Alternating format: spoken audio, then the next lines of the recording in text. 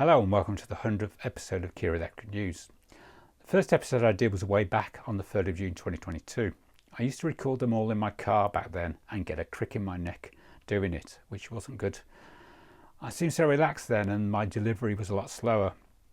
The main thing in that episode was my accident repair to my EV6 Elvira, and also the fact that Kia had released a Maps infotainment update, then removed it a few days later. Some things never change, eh Kia? Anyway, there is a link above to that very first episode. Lots of very shiny Elvira in that episode. On the subject of Elvira, I think she's now been sold because I can't see her on Acorn Kia Burntwood's website anymore. In case you missed them, this week I did videos on my 1 week review of my Kia EV3, the Kia Connect new 2025 terms and conditions, and what's new features that are revealed. Also a quick video on how to set up the AC charging lock on the Kia EV3. It's off by default.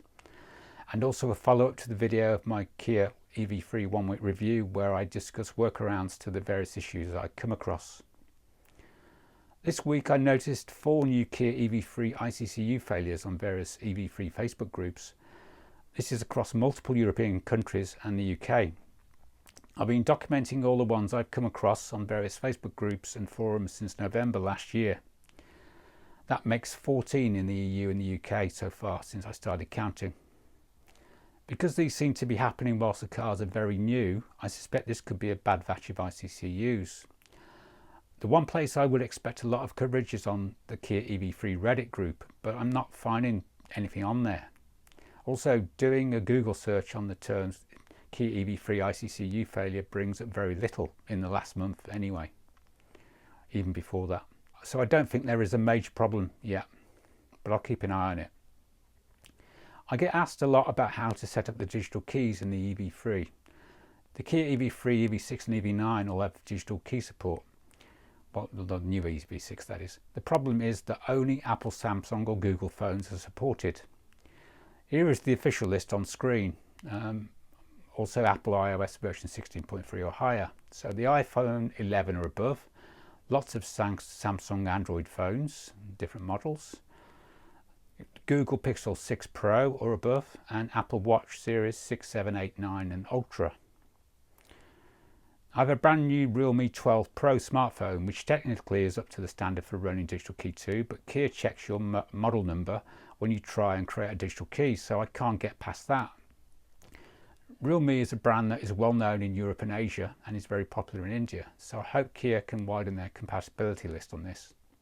There is of course another way of doing digital key, and that is an NFC card which the car supports, but you have to import the key card from an eBay store in America according to this post on Kia Owners Club in the UK.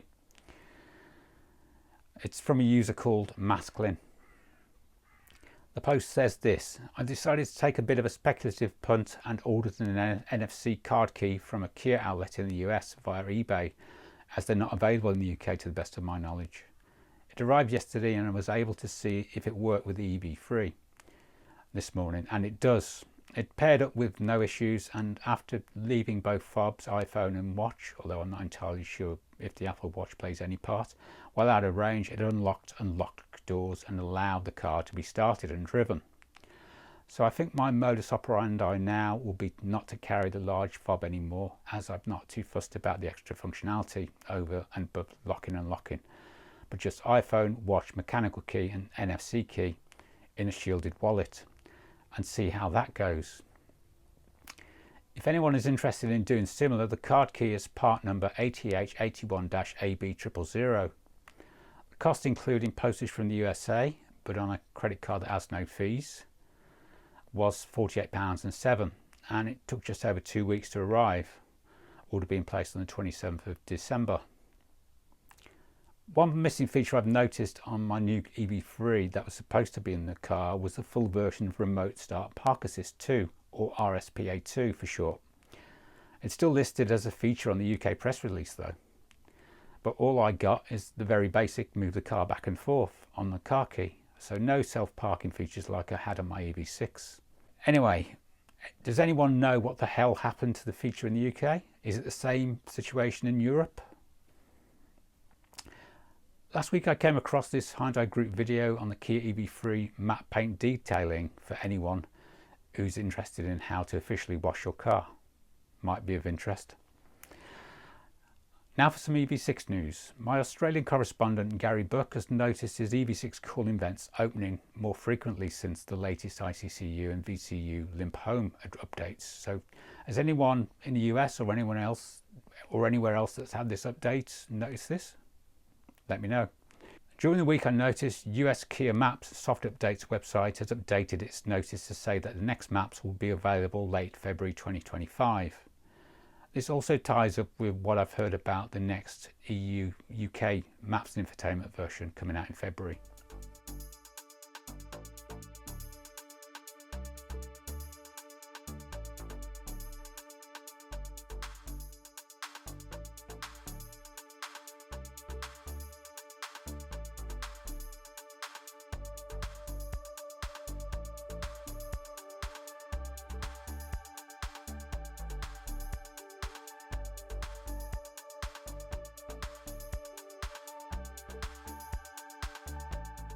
A new version of Kia Connect app version 2.1.22 was released this week for both Android and Apple.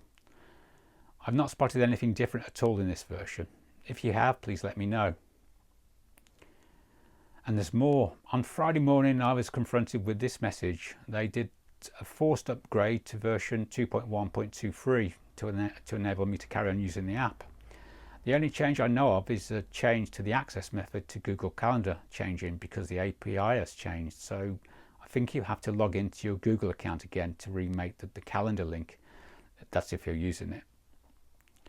Also this week it appears that a new version of Genesis Connected Services app has been released, and this now has the current charging rate like the Kia got a few months back in kilowatts. Thanks to viewer De Blazon for the heads up on this. Motor One has revealed that a German electric super saloon based on the Ioniq 5N is on sale. Motor One says after being unveiled in 2023, the Vanwall Vandervell is finally ready to hit the road. From January 25, this electric hot hatch will be available to order at a base price of €128,000 or £107,000 excluding VAT. If the brand name reminds you of anything, you're not wrong, as it shares its name with a historic Formula One racing team. But beware, the references to a bygone era end there. Underneath the new compact car's retro guise lies an ultra-modern technical base, the same as that of the Hyundai Ioniq 5N. Yes, that's right, the Korean super hot hatch that has driven enthusiasts around the world crazy. Starting with the exterior, as always, the Vanwall Vandervell seems to come from another era. Square lines, slim headlights and a very aggressive boxy look. To create it, the brand focused on the design that evokes Vanwall's glorious racing past without sacrificing a few modern touches. Speaking of the latter, there is no shortage of huge alloy wheels up to 22 inches, a larger and lighter body and neat touches that give it a notable stage presence, including distinctly tapered front and rear headlamps. The Vandervell is currently available in 3 versions: the 325 brake horsepower HGT, the 650 horsepower NGT and 650 horsepower NGT Finwall Special, all with 4-wheel drive, and the last one light and weighing less than 2,000 kilograms. The latter in particular should be able to sprint from 0 to 62 miles an hour in just 3.4 seconds according to the manufacturer. Recurrent has produced a fresh study to determine the best EV for winter and cold weather range. They say this: do electric cars have less range in cold weather? Do bears crap in the woods? Yes. The 20 popular EV models that were analysing average 80% of their range in freezing temperatures compared to ideal conditions, but each model performs differently based on available features and battery chemistry.